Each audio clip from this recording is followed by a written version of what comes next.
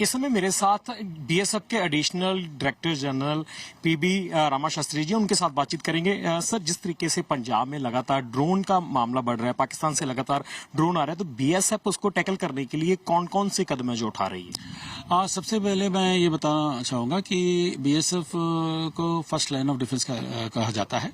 तो विशाल बॉर्डर पर हम हर प्रकार के इन्फिल्ट्रेशन और स्मगलिंग रोकने के लिए सक्षम हैं। जैसे हमारे जो ऑपरेशंस सक्सेसफुल होते रहते हैं, तो एंटी नेशनल एलिमेंट्स कभी कभी नए नए टेक्निक्स को ढूंढ करके उसके जरिए अपने गलत काम करने के लिए प्रयास करते रहते हैं। उसी कड़ी में पिछले 1-2 साल से उन्होंने ड्रोन से कंसाइनमेंट्स ड्रॉप करने का टेक्निक्स यूज करने लगे हैं। ये जैसे पहले भी आप इतिहास में देखेंगे कि जब जब कोई समस्या आती रही तो बहुत जल्दी टेक्नोलॉजी, फोरेंसिक्स, इन्वेस्टिगेशन, इंटेलिजेंस और हमारे अलर्टनेस से तो उस समस्या पर काबू पाया गया है।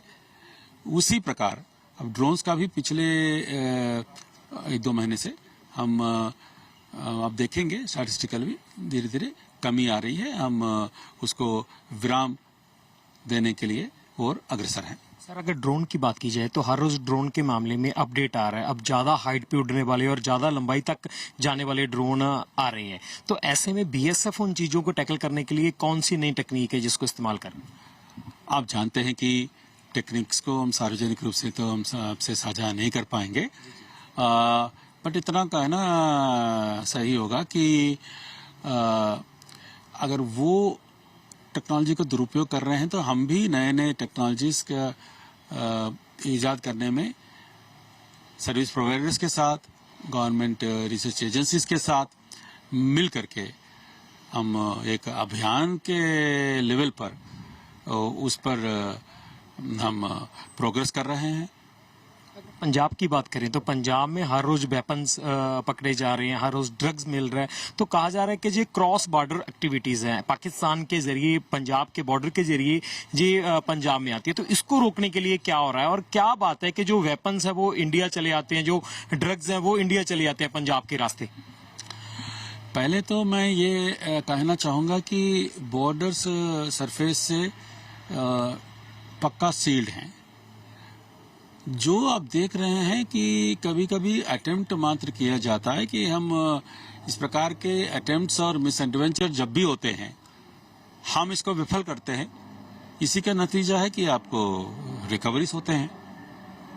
ये मैं कहना चाहूँगा। अगर पंजाब की बात की जाए, पंजाब में बहुत से ड्रग्स आ रहे हैं, क्या लगता है कि क्या बीएसएफ ने अगर पूरी तरह से सील किया है तो वो कैसे पंजाब में आ रहे हैं ड्रग्स? मेरा सवाल ये था। तो ये तो इन्वेस्टिगेशन का विषय है। अब इन्वेस्टिगेटर्स इसका सही अच्छी तरह जवाब दे पाएंगे। इन्वेस्टिगेशन के दौरान जो लोग पकड़े जाते हैं इनके इंट्रोगेशन में तो कुछ और पीछे जा करके इनको कुछ इन्वेस्टिगेशन फाइंडिंग्स होते होंगे। सो हमारा जो कर्तव्य है कि हम जैसे अटेम्प्ट होता है उस टाइम पर रोकना, और सीजर जो होते हैं और उनको पुलिस या एनसीबी या सक्षम एजेंसी को हैंड ओवर करना। लोकल सपोर्ट की अगर बात करें, जो साथ लगते गांव हैं उनका लोकल सपोर्ट कितना मिल पाता है और बीएसएफ उनको अपने साथ लेने के लिए कौन कौन से प्रयास है वो कर रही? देखिए, बॉर्डर पॉपुलेशन के साथ बीएसएफ के हमेशा अच्छे संबंध रहे हैं, बिकॉज इनका दिन प्रतिदिन के जीवन यापन में भी बीएसएफ से इंटरेक्शन रहता है। कुछ फार्मिंग के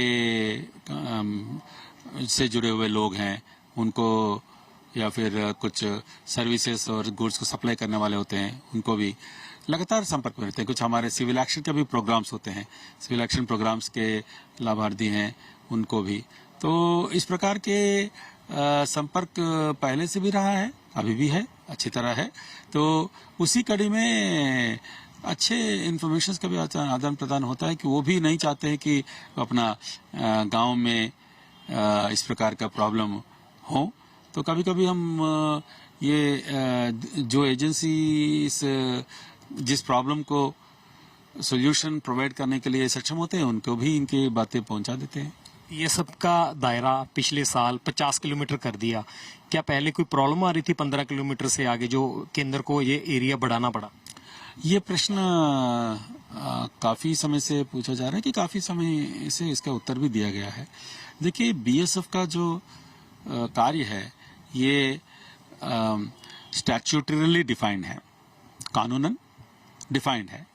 तो उसी के तहत 2 एक्ट्स जिसमें बीएसएफ को इंटरवीन करने का पावर्स है, वही पावर्स आज भी है, पहले भी थे, आज भी है। लेकिन उन कार्यों के निष्पादन के टाइम पर जो कुछ फॉलो अप एक्शंस में असहूलियत होगा, इस कारण से कुछ लिमिट बढ़ाया गया है।